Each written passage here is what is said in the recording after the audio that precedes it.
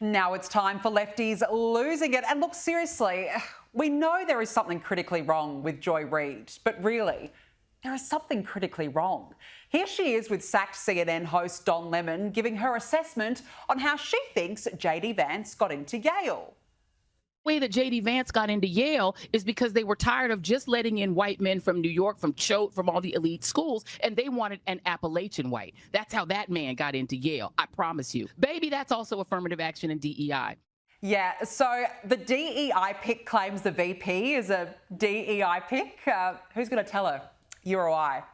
Now over to the bitter banshees at The View. Yes, I know they're back, unfortunately.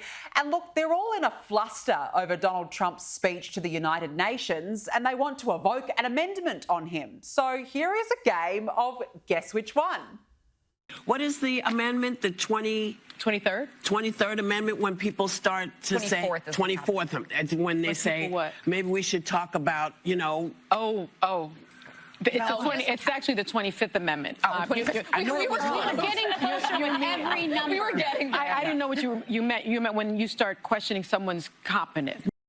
It's like well, 1 + 1 = 2. There's just so many numbers being thrown around there. And then in strolls Whoopi. Well, they questioned Biden's competence. If Biden had acted like this, I'd have said, yeah, take him and sit him down somewhere. Yeah. But this was not presidential, and this was not helpful. No. This was not helpful. It's embarrassing. You know. Oh dear, and this is from the same group of has-beens who dudded themselves for years into thinking Joe Biden was fit to run the country. Now to Nepo baby and all-round lunatic Violet Affleck, daughter, of course, of Jennifer Garner and Ben Affleck, reminding us all how the elite are just so out of touch with reality. Here she is begging for COVID mask mandates. It is neglect of the highest order to look children in the eyes and say, we knew how to protect you and we didn't do it.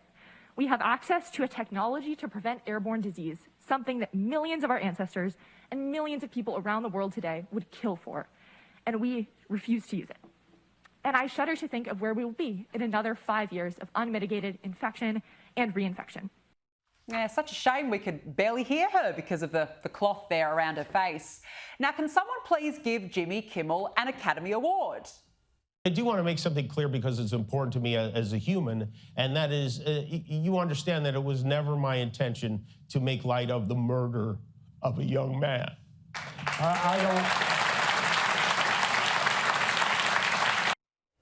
The fake tears are just something to behold. Yes, that was his return to his show after his brief suspension. And look, it got me thinking. Remember the last time he ripped out the crocodile tears when Donald Trump was re-elected? It was a terrible night for women, for children, for the hundreds of thousands of hardworking immigrants who make this country go, for health care. Oh, look, if he keeps going like that, the ratings are just going to get even worse, aren't they? And now to the Ken doll from California. Sorry, I meant Gavin Newsom. Well, he and his Botoxed face have appeared on another ratings flop on a TV show, Stephen Colbert, to go on a rant about what seems to be his favourite topic, ICE. That's happening in the United States of America. Masked men jumping out of unmarked cars, people disappearing, no due process, no oversight, zero accountability, happening in the United States of America today. People ask, well, is authoritarianism, you're being hyperbolic? Bull, we're being hyperbolic. If you're a black and brown community, it's here in this country. The problem is we can't quite tell if he's being serious or not because his forehead simply doesn't move, which makes this rant against Trump even more hilarious. We have 41 lawsuits against this son of a we're pushing back and we're winning. And we're filling a void on a lot of issues. Yeah, good old Ken doll trying to talk the big talk. Now to Mayor of London, Sadiq Khan, having a completely weird and quite frankly abnormal TDS moment on a bus. I appear to be living rent-free inside Donald Trump's head. I think President Trump has shown he is racist, he is sexist, he is misogynistic, and he's Islamophobic. A real man of the people, that Sadiq, on a bus having a crippling TDS-induced episode. Poor little fella. Now to some bad news, folks. Kamala Harris is burdening us again by what has been, quite literally. You see, she's back with the same old word salads, which she seems to be trotting out at every media appearance for her book tour. A president of the United States running for re-election. Current sitting president is running for re-election. Running for re-election. 3.5 months from the election, decides not to run. 3.5 months from the election, he decides not to run. 3.5 months before the election, decides not to run. With 107 days to go. With 107 days. Yeah. With 107 days to go. And it ended up being the closest presidential election in the 21st century. It doesn't get old, does it? Now, look, we know the Democrats are just so accepting and tolerant, and so here is serial witch Hillary Clinton blaming the right for demonising America. We have got to stop demonizing each other. Exactly. Yeah. Now, I think most of that right now in our country's history is coming, from the right, coming from people who want to dominate. They want their point of view. Writing out slavery from history, that doesn't make it go away. We have got to stop with the finger pointing and the scapegoating. Yeah, I don't know what rock she's been living under, but has she seen the violence, particularly in recent weeks in America, being perpetrated by the left? And at the same time, Hillary has bizarrely reduced herself to being a flower while lecturing us on the climate change Armageddon. Hi, I'm Hillary Clinton, and I'm a dandelion. And that means that I am all in on making sure that we tell the story of climate change and what it's going to do to our lives if we don't act now. Joining me now is President of the Centre of the American Experiment, John Hinderaker. John, good to see you. Thank you for joining me. Let's start with this shooting at an ICE facility in Dallas, Texas. At least one person has been killed after the suspect fired indiscriminately at the immigration building. Now, this suspect has been identified as 29-year-old Joshua Jahn. He was found dead at the scene from what appeared to be self-inflicted gunshot wounds. Vice President JD Vance has confirmed that this was politically motivated. Have a listen. When Democrats like Gavin Newsom did say that these people are part of an authoritarian government, when the left-wing media lies about what they're doing, when they lie about who they're arresting, when they lie about the actual job of law enforcement, what they're doing is encouraging crazy people to go and commit violence. You don't have to agree with my immigration policies. You don't have to agree with Donald Trump's immigration policies. But if your political rhetoric encourages violence against our law enforcement, you can go straight to hell. John, look, we have seen so much violent rhetoric towards ICE, and we've seen people as well taking matters into their own hands. Is this now the consequences of the alarmism being peddled by the left? Danica, this is the third time that shots have been fired at an ICE facility just since July. And once again, we know that this person was a leftist. He wrote anti-ICE on a bullet that was left behind. And this is the latest in a long series of assassinations and other violent incidents that are being perpetrated by liberals. And I blame Gavin Newsom. I blame Alexandria Ocasio-Cortez and others who continually talk about ICE, describe it as being the Gestapo. They say ICE people are Nazis. And obviously, this is going to stimulate violence against ICE personnel and other law enforcement. And fundamentally, what's going on here, Danica, is that these liberals don't want our nation's immigration laws to be enforced. No, they certainly don't. And let's not forget, this was the mandate by which Donald Trump was elected on. This was what he promised the American people. So, like it or leave it, this is the way it's going to be. Now, look, speaking of Donald Trump, I thought he was absolutely spot on in his speech to the United Nations, but especially about the comments he made about immigration. Have a listen. Europe is in serious trouble. They've been invaded by a force of illegal aliens like nobody's ever seen before. Illegal aliens are pouring into Europe. Nobody's doing anything to change it, to get them out. It's not sustainable. And because they choose to be politically correct, they're doing just absolutely nothing about it. Well, he doesn't mince his words, John, on the world stage. And look, as I said, he's not wrong. Don't you think it's about time that countries actually put their own citizens first? Danica, the same thing that got Donald Trump elected president twice here in the United States is going on in Europe, and especially in Western Europe. And country after country, the most popular party, the one with the most support, is the party that wants to crack down on illegal immigration. But what's happening in Europe is that the authorities, the powers that be, the establishment, won't even allow that issue to be discussed. And conservative candidates, anti-immigration candidates get arrested. They get forced out of elections. Parties in a parliamentary system will form coalitions so that they can't be part of the government, even if they got the most votes. And we're approaching a pretty explosive situation, I think, in Europe, where the people who are opposed to this crazy program of unlimited immigration from third world countries have just got to be heard, or those nations are going to be in serious trouble. Yeah, I mean, look what's happening in the UK as well. I mean, they're completely being overrun by a mass migration system. So good on Donald Trump for calling out Europe and the UK for that matter. Now, look, this is a bit of a bizarre one, John, because you recall when Donald Trump claimed immigrants were eating cats and dogs. Well, now UK Reform leader Nigel Farage is alleging that they're eating swans in Britain. Have a listen to both of them. In Springfield, they're eating the dogs, the people that came in. They're eating the cats. They're eating the pets of the people that live there. Swans were being eaten in royal parks in this country. That carp were being taken out of ponds and eaten in this country by people who come from cultures that have a different... Would you agree it's happening here? Neither of us can prove or disprove. Who are taking the carp and the swans? People who come from countries where that's quite acceptable. Well, I've read so. Headlines that it's Eastern Europeans, Romanians and people like that. So I believe. John, the Royal Parks has come out rejecting Nigel Farage's claim, but what do you make of this? Well, Danica, I'm not sure who's eating what, either in the United States or in Great Britain. But I think what's going on here is a serious point, and that is when you admit millions of people into your country who don't share your cultural norms. Yeah, look, I think that's the best way of putting it. Who knows what's being eaten? I mean, we just simply don't know. But, gee, it provides us with some entertainment, that's for sure. Now, look, let's talk about Jimmy Kimmel. He has returned to the airwaves, of course, after being briefly suspended following the comments he made about the death of Charlie Kirk.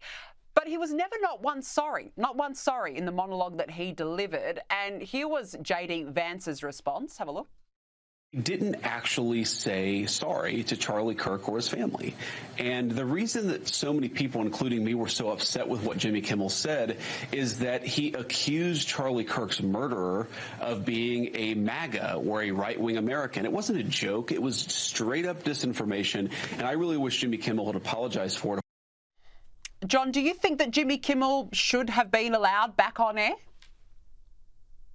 Well, I think for a number of reasons, no. His ratings are terrible. I think ABC was glad to get rid of him. They're obviously losing money on his show. I keep hearing Jimmy Kimmel referred to as a comedian, but I have never seen that he said anything that's funny. What he said about Charlie Kirk's assassination, his murder, is that the murder was committed by a MAGA person. That was not a joke. There was no attempt at humor there. It was simply a politically motivated lie. And as far as I can see, Jimmy Kimmel's program is simply an hour-long, false, irrational smearing of Republicans. And so, yeah, I'm not surprised that he didn't apologize. That's the whole purpose of his show. And my guess is that ABC is going to wait a reasonable amount of time and then quietly try to get rid of him. Yeah, I feel like this was the first strike. They've suspended him for a bit, and then I do agree perhaps in time we'll actually see the show cancelled altogether, and good riddance if that's the case. Now, look, the French President, Emmanuel Macron, I've got to say he's shown what a real loser he really is. His car was blocked in New York by traffic because of the United Nations, and so his first initial response was to get on the phone immediately and call Donald Trump for help. Have a look. How are you? Guess what? I'm waiting the street because everything is frozen for you. I'm sorry, President. I'm really sorry. It's just that everything's frozen right now. There's a motorcade coming right. That's why. Oh, sorry. If you don't see it, let me cross. I negotiate with you.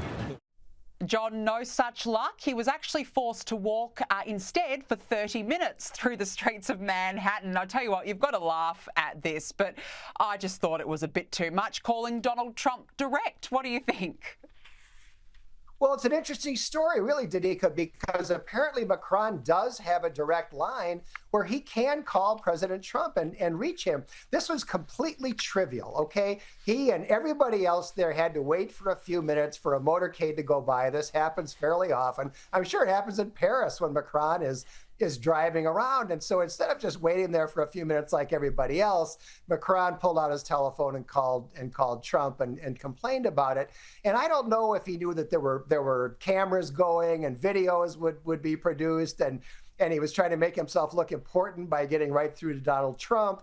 Or maybe after he complained about the traffic and being stopped there for a few minutes, he started talking about wanting to get together with Trump and talk about Qatar and Gaza and so forth. And maybe that was his agenda. I don't know. But it was, I think, really a very odd incident.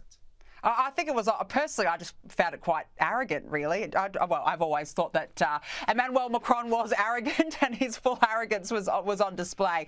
Now, look, we just spoke there about Charlie Kirk's assassination. Turning Point USA says security lacked jurisdiction to monitor the rooftop where that gunman made the fatal shot. Their spokesman, Andrew Colvert, said its security team does not have the authority to police rooftops or surrounding areas during campus speaking events. John, so really, they were left very exposed on that day. But will this form a big part of the investigation now, the gaps that we are seeing in security on campuses? Well, first of all, what the TPUSA spokesman said there makes perfect sense. I'm not surprised by that at all. Rooftop security is very tough unless you're willing to close down the entire campus. This murderer was about, I think, 200 yards away, and there's a lot of buildings within 200 yards of where this incident happened. And so unless you're willing to actually shut down the campus, securing all of those rooftops is difficult. And we saw in Butler, Pennsylvania, the Secret Service was not able to secure the rooftop, and the guy very nearly succeeded in assassinating President Trump. So what we're really seeing here, Danica, is a level of threat at a university that universities have never contemplated before. They have not organized themselves in terms of security to protect against guys with rifles on rooftops hundreds of yards away. And I'm not sure how this is all going to play out. I'm not sure that universities are going to really accept responsibility for that level of security. No, look, probably not. But yeah, you're right. I mean, there's such a gap, clearly, when it comes to rooftops. We saw it as well with the attempted assassination of Donald Trump. There's seriously an issue there. Let's move on, because this is hilarious, I've got to say. The White House has unveiled a presidential walk of fame outside the West Wing, and Joe Biden's portrait has been replaced with an image of an auto pen, a device previously used by the Commander-in-Chief to sign important orders, including all those pardons. John, this is brilliant because, let's be honest, Biden would have had no clue what he was signing half of the time. You know, Danica, I believe this began as a meme. I think somebody created a meme that showed these presidential portraits with Joe Biden's being an auto pen. And I think Trump or somebody in the White House saw that meme and said, great idea, let's do it. And they've actually put up that picture of President Joe Biden as the auto pen. And the serious point here is that everybody in America now understands that Joe Biden, at least during the latter part of his administration, I think throughout his administration, really had no idea what he was doing. And somebody was making decisions in the White House, but it wasn't Joe Biden. This is a major scandal, and it's one that the Democrats have tried to just move on from. You know, they lost the election in 2024. Biden is done. It's all over. But I think we really need to learn more about what the heck was going on in that administration when Joe Biden was pretending to be the president. Yeah, and you know that you had a really bad tenure when your official portrait has been replaced by none other than a pen. That sums up the entire presidential candidacy of Joe Biden very well. Now, look, we've got to end on this, John. I thought this was very cute. Have a look at this exchange today with a kid and JD Vance during a Q&A in California. What's your name? Henry. Henry. It's good to meet you, Henry. Ask your question, please. I skipped school today. I was wondering if I could get a picture with you.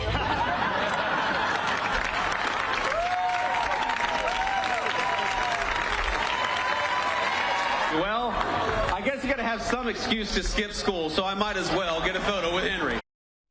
I thought that was really sweet, John. He's got presidential vibes, I've got to say. JD Vance is a terrific natural politician, Danica. He's a brilliant guy, but he's also very likable, and he's really good in these unscripted situations. I think JD Vance and Marco Rubio are the two stars of the younger generation of Republican politicians. Yeah, you're absolutely spot on. I just thought that was such a lovely exchange. John Hinderaker, lovely to catch up with you again. Thank you very much for joining me on the show.